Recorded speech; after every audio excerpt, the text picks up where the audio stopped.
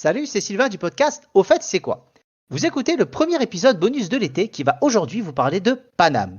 Vous savez déjà sûrement que Paris est très souvent nommé ainsi, mais savez-vous pourquoi?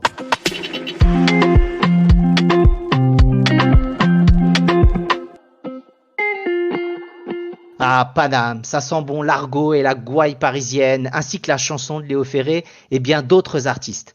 Eh ben, au risque de vous décevoir, il n'y a pas de version officielle, mais plusieurs théories existent et je vous en parlais aujourd'hui. La première et la plus répandue concerne le scandale lié à la construction du canal de Panama.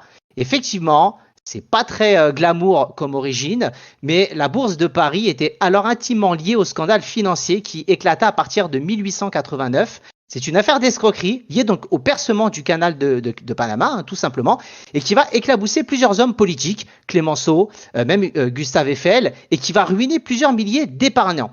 À ce moment-là, effectivement, Paris aurait hérité de ce surnom lié au scandale. Et voilà, de base, c'est pas quelque chose de très glorieux. Et donc, on a surnommé la capitale et les hommes politiques ainsi que les Parisiens dans leur ensemble, Paname, par rapport à ça.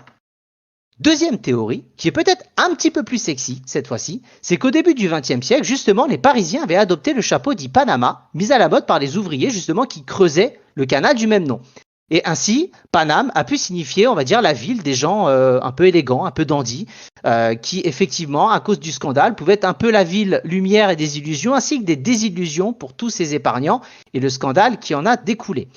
On a également une troisième version. Cette troisième version, on la retrouve dans le dictionnaire de l'argot, écrit par Jean-Paul Collin, qui explique que l'étymologie du mot Paname signifie énorme ou confondant. Donc Paname ou ville Panama, encore une fois, signifierait la ville énorme, d'où l'importance effectivement en termes de population économique et politique de Paris au sein de la République française. Voilà. On a trois des plus grosses théories qui existent sur Paname. Il y en a sûrement d'autres que je ne vais pas expliquer aujourd'hui. Si vous en avez d'autres, n'hésitez pas à nous en parler, à nous les communiquer.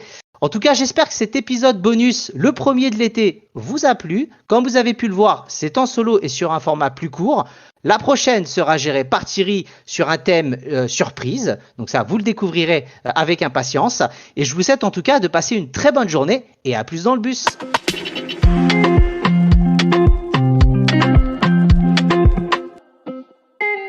Bien entendu, retrouvez-nous sur internet sur aufaittc'estquoi.fr ou .com afin de trouver la liste des différents réseaux sociaux que nous avons et les plateformes de podcast sur lesquelles vous pouvez nous écouter. Et si vous souhaitez encore plus nous faire plaisir et soutenir l'émission, n'hésitez pas à utiliser Patreon, Patreon.